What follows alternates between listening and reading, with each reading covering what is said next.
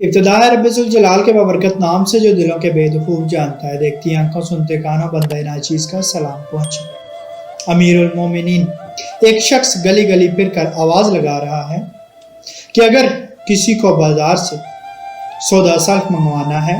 تو بتا دے۔ کبھی کہیں اور کبھی کسی گلی میں کسی گھر کا دروازہ کھولتا ہے اور دروازے کی اوٹ میں کھڑی خاتون اپنی ضروریات بیان کرتی ہیں۔ اگلے دن وہی شخص گلی گلی گھوم کر گھروں میں خط پہنچا رہا ہے جو روم اور فارس کے محاذ پر جہاد میں مصروف سپاہیوں کی طرف سے ان کے اہل خانہ کے نام آئے ہیں۔ خط پہنچانے کے ساتھ وہ آواز بھی لگا رہا ہے کہ کسی نے جوابی خط دینا ہے تو لکھ کر فلاں تاریخ تک میرے حوالے کر دیں کہ فلاں تاریخ فلاں محاذ پر قاصد نے روانہ ہونا ہے۔ آواز لگانے والا ساتھ یہ بھی آواز لگاتا ہے کہ لکھنے کا سامان کسی کے پاس نہیں تو مجھ سے لے لیں، اور اگر کسی کو لکھنا نہیں آتا تو مجھ سے لکھوا لیں۔ اکا دکا گھروں کے دروازے پر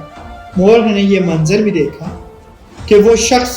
دروازے کی چوکھٹ پر بیٹھا اور دروازے کی اوٹ سے کوئی خاتون جوابی خط کا مضمون بیان کر رہی ہے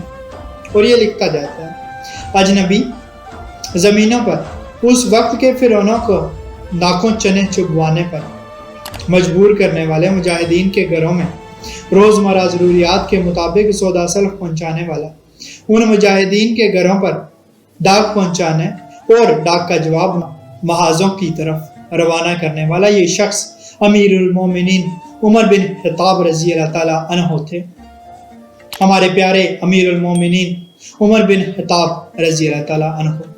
اللہ پاک سمجھ کی توفیق عطا فرمائے، اللہ پاک آسانیاں حاصل اور تقسیم کرنے کا شرف عطا فرمائے، آمین، جزاک اللہ۔